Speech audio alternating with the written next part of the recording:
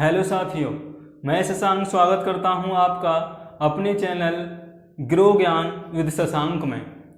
तो आज से स्टार्ट हो रहा है हमारा क्लास 12th का यूपी बोर्ड एग्ज़ाम के लिए मैथ का पैटर्न, सिलेबस और एक्सरसाइज। तो सबसे पहले हम पढ़ेंगे ऑब्व्यू। तो जो ऑब्व्यू है वो आपका पेपर में मैंने कल आपको बताया था कि ऑब्व्यू और सारणिक मिलकर आपको 13 नंबर देके जाते हैं। 13 नंबर में ज़्यादा मान या ज़्यादा संख्या जो होती है वो ऑब्व्यू के सवालों की होती है। तो इम्पोर्टेंट टॉपिक है, ज़रा गौर से पढ़िएगा, ध्यान से पढ़िएगा, क्योंकि चैलेंज के साथ 100% ऑब्व्यू में से सवाल बोर्ड में आने वाला है। तो चलिए करते हैं स्टार्ट ऑब्व्यू की। तो बड़े ब्रैकेटों के अंदर ये मेरे दो बड़े ब्रैकेट हमने लिए हैं। अगर इसके अंदर मैं कुछ संख्याएं, कुछ अक्षर डाल देता हूं तो वो कहला जाता है ऑब्व्यू। तो वो क्या कहलाएगा? ऑब्व्यू। जैसे मान लीजिए मैंने ऐसे करके एक ऑब्व्यू बना दिया है आपके लिए, तो ये क्या है? एक ऑब्व्यू है। यानी कि बड़े ब्रैकेट के अंदर कुछ संख्याओं, कुछ अक्षरों को इस प्रकार व्यवस्थित कर दें कि वो कुछ मान बता सकें, तो वही कहलाता है आपका एक ऑब्व्यू। अब जो ऑब्व्यू है उसमें क्या क्या इंपॉर्टेंट है, क्या क्या चीजें हमें जाननी जरूरी हैं। तो ऑब्व्यू में 3 चीजें होनी चाहिए आपके पास ऑब्व्यू को सीखने के लिए। 3 चीजें। पहला, ऑब्व्यू की पंक्ति, यानी कि ऑब्व्यू है उसमें पंक्ति क्या होती है? ऑब्व्यू की पंक्ति या रो बोलते हैं इसको इंग्लिश में। सेकंड, आपको ऑब्व्यू का स्तंभ आना चाहिए कि ऑब्व्यू का स्तंभ कौन सा है या कॉलम कौन सा है। तीसरा, थर्ड, ऑब्व्यू के अवयव। ये बड़ा सिंपल है, ऑब्व्यू के अवयव यानी एलिमेंट। तो इस एग्जाम्पल को आप अपने सामने रखिए, जरा गौर कीजिए। मैं जो बताना चाह रहा हूं कि जो ऑब्व्यू के अंदर अक्षर या संख्याएं लिखी होती हैं, यानी जो ऑब्व्यू के अंदर लिखा हुआ है, उन्हें बोलते हैं हम ऑब्व्यू के अवयव। जैसे x क्या है? मान लीजिए अगर ये एक कोई ऑब्व्यू होता है। अब मैं पूछता कि भाई इस ऑब्व्यू का a का x क्या है? a का x क्या है? ये मैंने डिनोट कर दिया ऑब्व्यू को। तो आप बताइए कि जो x है वो ऑब्व्यू का क्या है? तो जो x है वो ऑब्व्यू का एक अवयव है। आपसे पूछा भाई 3 क्या है? तो ये एक ऑब्व्यू का अवयव है। तो ऑब्व्यू का अवयव क्लियर हो गया। ऑब्व्यू के अंदर जो भी पद लिखे होते हैं उनको हम ऑब्व्यू के अवयव बोलते हैं। आगे आता है ऑब्व्यू की पंक्ति। तो आप इस पे गौर कीजिए कि हम एक तरफ से जब चलना शुरू करते हैं तो ऑब्व्यू में 2 रास्तों पर जाया जा सकता है। एक तो ऑब्व्यू के क्षैतिज दिशा में जाया जा सकता है और एक ऑब्व्यू के ऊर्ध्वाधर दिशा में जाया जा सकता है। यानी कि अगर हम एक पद से चलना शुरू करें तो या तो ऑब्व्यू में हम क्षैतिज चल सकते हैं या ऑब्व्यू में हम ऊर्ध्वाधर चल सकते हैं। तो जब ऑब्व्यू में हम क्षैतिज चलते हैं और जो जो पद आते हैं उन पदों को मिलाकर जो बनती है उसे बोलते हैं हम रो या पंक्ति। क्या बोलेंगे उसे? रो या पंक्ति। जैसे x, y, z मिलकर एक क्या बना रही है? एक पंक्ति बनती जा रही है। ये वैसे भी आप जब लाइन में खड़े होते हैं, सर बोलते होंगे भाई पंक्ति में खड़े हो जाओ, तो आप ऐसे सीधे खड़े हो जाते हैं, तो वो कहलाती है पंक्ति। और यदि आप एक ऊर्ध्वाधर में चलते हो, जैसे x1 और x² जब आप चलते हो तब वो कहलाता है कॉलम या स्तंभ। कॉलम या स्तंभ। तो स्पष्ट हो गया होगा। रो क्या है? हम जो क्षैतिज दिशा में पद बिखरे हुए हैं उनको हम पंक्ति बोलते हैं, और जो ऊर्ध्वाधर दिशा में पड़े हुए पद होते हैं उनको हम स्तंभ बोलते हैं। आगे अब इसमें आगे ऑप्शन जो आ रहा है वो आ रहा है कि मान लीजिए जब आपसे पूछा जाता है कि भाई जो 2 संख्या है वो कौन सी पंक्ति का कौन सा अवयव है ना। आपसे पूछा ये भी जा सकता है कि जो जेड स्क्वायर आ रहा है वो कौन से कॉलम का कौन सा अवयव है, यानी कि हमारा प्रत्येक पद प्रत्येक किसी भी रो में या किसी भी कॉलम में आएगा। तो हम उसको कैसे बताएंगे कि जो जेड स्क्वायर है वो किस पंक्ति का कौन सा अवयव है, या दो कौन से कॉलम का कौन सा अवयव है। आप देख के इसको देखिए, गौर कीजिए कि भाई जो x होगा वो किसी और कॉलम का होगा, जो 2 होगा वो किसी और कॉलम में होगा, जो जेड स्क्वायर होगा वो किसी और कॉलम में होगा। ऐसा तो नहीं है कि पहला कॉलम में x आ रहा है, पहले ही कॉलम में 2 आ रहा है, पहले ही कॉलम में जेड स्क्वायर आ रहा है, ऐसा तो है नहीं। यानी कि हमें प्रत्येक पद का कॉलम या पंक्ति पता होना चाहिए। तो कैसे पता करें भाई, तो जो पहला x है वो आपके रो तो ऐसे चल रहे हैं, तो r पंक्ति को किससे दिखाते हैं हम, r से, कॉलम को किससे दिखाएंगे, c से। तो जो x आप देखे जा रहे हो वो आप क्या दिखा सकते हो कि भाई ये पहली पंक्ति का और पहले अवयव है, पहली पंक्ति का पहला अवयव है, यानी ये क्या है, r11। क्या है ये, r11 है x। ऐसे अगर आपसे पूछूं मैं भाई जेड स्क्वायर कौन सी पंक्ति का कौन सा अवयव है, तो अगर आप जेड स्क्वायर को देखोगे तो पहली पंक्ति ऐसे चले, दूसरी पंक्ति ऐसे चले, तीसरी पंक्ति ऐसे चले, तो जेड स्क्वायर कौन सी पंक्ति में आया है भाई, तीसरी पंक्ति में आया है। और कौन सा नंबर पर आ रहा है, तो ये तीसरे नंबर पर आ रहा है, यानी जो r33 है वो जेड स्क्वायर है। आपसे पूछा जाए कि भाई जो 2 है वो कौन से कॉलम में आएगा, कौन से वहां पद होगा, तो जो 2 है वो आपका अगर कॉलम ज्ञात करना है तो पहला कॉलम ये, दूसरा कॉलम ये, तीसरा कॉलम ये, तो ये दूसरे कॉलम में आ गया और दूसरे ही नंबर पर आ गया। क्लियर हो गया, कोई दिक्कत है यहां तक? अवयव स्तंभ पंक्ति एकदम समझ में आपको आ गए होंगे। आगे इसमें आता है नंबर, आगे आव्यूह का क्रम। आव्यूह का क्रम बहुत जरूरी है। हमें जब आव्यूह के आगे की चीजें निकालेंगे तो हमें आव्यूह का क्रम आना चाहिए भाई। तो आव्यूह का क्रम कैसे डिसाइड किया जाता है, तो आव्यूह का जो क्रम है वो r इंटू सी से डिसाइड होता है, यानी पहले r आएंगे इंटू सी आएगा, यानी c कितने हैं। अब जैसे कैसे पता लगाएं, ये जो a आव्यूह है वो किस क्रम का आव्यूह है ना। तो अब आई में अब आव्यूह a का क्रम जब आप बताओगे तो इसमें r गिनिए कितने हैं, तो 1 2 3, कितने आ रहे हैं 3, इंटू सी कितने हैं 1 2 3, सी भी कितने हैं 3, तो आव्यूह ए का क्रम कितना हो गया 3 इंटू 3, यानी ये जो आव्यूह है वो मेरा 3 गुणा 3 क्रम का है। इसका मतलब है कि ये 3 पंक्तियां हैं इसमें और 3 ही इसमें स्तंभ हैं। आगे मान लीजिए कोई आव्यूह बी दे रखा है, ऐसे करके दे रखा है। अब आपको इस आव्यूह का क्रम बताना है, यानी कि आपको b का क्रम क्या है, आव्यूह b का क्रम क्या है। तो b का जो क्रम होगा वो क्या होगा, पहले r फिर c, यानी इसमें टोटल r कितने हैं, तो 1 2 इसमें r हैं और स्तंभ कितने हैं 1 2 3, तो इसमें स्तंभ कितने हो गए 3। तो इसका मतलब ये हुआ कि जो b आव्यूह है वो मेरे 2 इंटू 3 क्रम का है।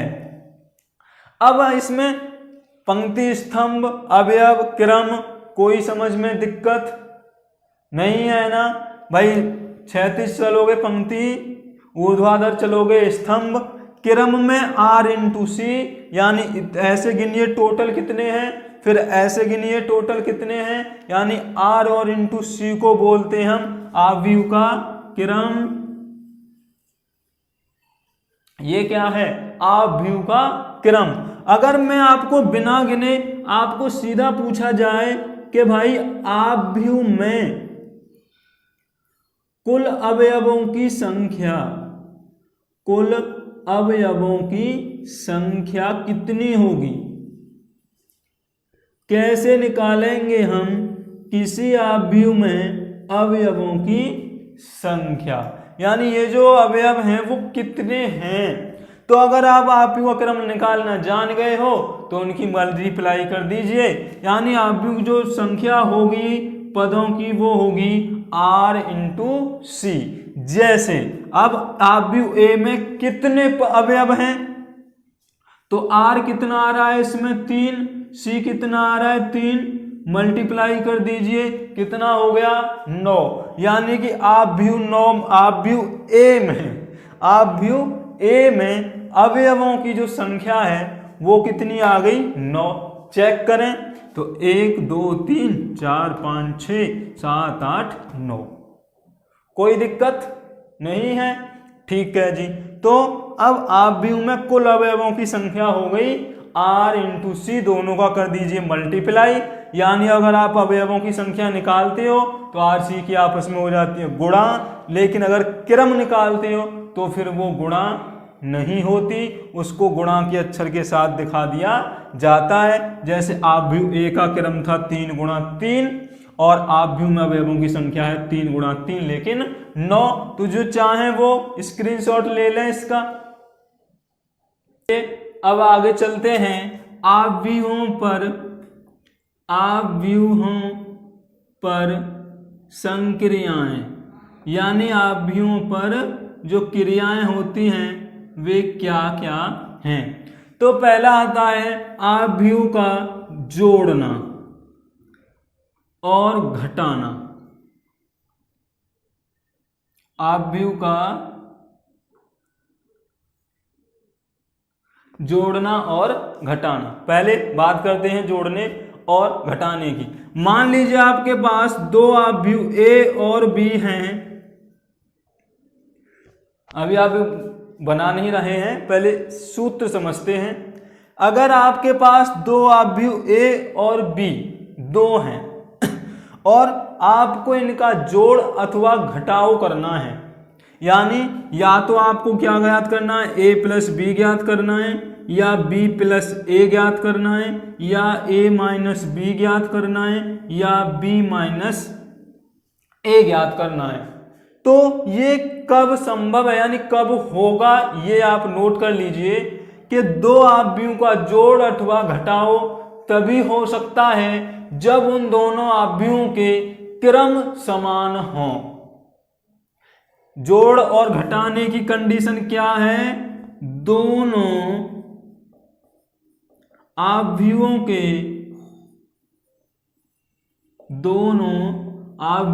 के क्रम समान। अगर दोनों आव्यूहों के क्रम समान हैं तो ही जोड़ अथवा घटाव होगा, वरना जोड़ या घटाव नहीं होगा। बस ये नोट कर लीजिए, हो गया होगा, क्लियर है। तो चलिए करके देखते हैं। मैं आपको एग्जांपल देता हूं, 2 3 7 8 और b बराबर है 4 3 5 7 8 9। तो आपको a और b का जोड़ ज्ञात करना है, यानी a प्लस बी ज्ञात करना है। क्या ज्ञात करना है, a प्लस बी आपको ज्ञात करना है, या b प्लस ए। एक बार आपको a प्लस बी भी ज्ञात करना है और आपको b प्लस ए भी ज्ञात करना है। तो पहले तो आप ये सोचिए, करने से पहले हमेशा ये दिमाग लगाइए कि क्या दोनों आव्यूहों के क्रम समान हैं, तो आप जोड़ सकते हो, अन्यथा आप जोड़ घटाव नहीं सकते किसी भी कंडीशन पर। तो इस आव्यूह का क्रम मैंने आपको बताया था कि वो होता है पंक्ति गुणा स्तंभ। तो अगर ए का क्रम आप निकालते हो तो आता है 2 गुणा 2, क्योंकि इसमें 2 पंक्तियां हैं और 2 स्तंभ हैं। और अगर आप बी का क्रम निकालते हो तो बी का क्रम आता है 3 गुणा 2। बी का क्रम क्या आ रहा है? 3 गुणा 2, यानी इसमें 3 पंक्तियां हैं और 2 स्तंभ हैं। तो इसका मतलब ये हुआ कि इन दोनों का जोड़ संभव नहीं है। आंसर क्या आएगा? संभव नहीं है। क्यों नहीं है? क्योंकि दोनों के क्रम समान नहीं है। और मैंने आपको शर्त पहले ही बता दी कि अगर क्रम समान है तो ही जोड़ किया जा सकता है, अगर क्रम समान नहीं है तो आप जोड़ भी नहीं सकते और घटा भी नहीं सकते। अब आगे देखते हैं एग्जाम्पल और लेके। 2, 5, 7, 9 एक ए आव्यूह है और बी बराबर दे रखा है 11, 15, 17 और 10। अब आपको ए प्लस बी इन दोनों आव्यूहों का ज्ञात करना है। तो पहले वही शर्त देखिए, क्या क्रम समान है? तो इसका क्रम आ रहा है 2 गुणा 2 और इसका भी क्रम आ रहा है 2 गुणा 2, यानी कि इनका जोड़ संभव है। तो आपको जोड़ करने के लिए क्या करना पड़ता है? बड़ा सिंपल है, बस ब्रैकेट लगा लीजिए। प्रत्येक अवयव का जो स्थान है उसको उसी स्थान से जोड़ दीजिए। यानी कि जो ए का R1 है और जो V का R1 है उनको आपस में आप प्रत्येक स्थान पर जोड़ दीजिए तो आपका वो जोड़ हो जाएगा। जैसे इसमें R11 कौन हो रहा है? 2, तो इसका कौन है? 11, तो 2 प्लस 11। अब ये दूसरा 7 है इसमें, तो और इसमें 17 है, तो 7 प्लस 17। इसमें 5 है और इसमें 15 है, तो 5 प्लस 15। इसमें 9 है, इसमें 10 है, तो 9 प्लस 10। अब आप तो जोड़ तो बहुत अच्छा जानते ही हो, तो 11 और 2 13, 15 और 5 20, 17 7 24, 9 और 10 19। तो ये क्या निकल कर आ गया? ए प्लस बी। ये आपका आंसर हो गया। तो समझ गए होंगे, कोई दिक्कत नहीं होगी। तो a प्लस बी, और अगर मान लीजिए आपको इसी का a माइनस बी निकालना है तो भी आप वही कीजिए जो आपने जोड़ में किया, केवल घटाव का निशान लगा देना है। तो 2 माइनस 11, 5 माइनस 15, 7 माइनस 17 और 9 माइनस 10। घटाव आपको आता ही है, तो -9, -10, -10 और माइनस का 1। तो ये क्या निकल आया आपका? a minus B. तो जोड़ घटाओ क्लियर हो गया होगा। प्रत्येक आव्यूह के प्रत्येक अवयव वाला जो स्थान है उसको आप जोड़ते अथवा घटा देते हैं, तो ये हो जाता है आव्यूह का जोड़ना और आव्यूह का घटाना। तो आपको एकदम क्लियर हो गया होगा। तो दोनों आव्यूह के क्रम समान हो, केवल आपको ये लाइन याद रखनी है, तभी आपका जोड़ अथवा घटाव संभव है। अब मैं आपको कुछ SW दे रहा हूं। एक मेरा आव्यूह A बराबर दे रखा है 3 7 5 9 और B बराबर दे रखा है 10 5 5 16। आपको बताना है मुझे कि क्या a प्लस बी और b प्लस a संभव है या नहीं है। तो आंसर निकाल के फोटो खींच के कमेंट बॉक्स में डालिएगा, जिससे मैं देख सकूं कि आज आपने कितना सीखा। तो आगे की मेरी वीडियो यानी आव्यूह को आगे पढ़ने के लिए बने रहिए मेरे साथ मेरे चैनल पर ग्रो ज्ञान विद शशांक को। अभी तक अगर आपने सब्सक्राइब नहीं किया तो सब्सक्राइब कर दीजिए, आइकन को दबा दीजिए, जिससे मेरी आने वाली हर एक वीडियो सबसे पहले आपको मिल सके। ओके, मिलते हैं आगे की वीडियो में।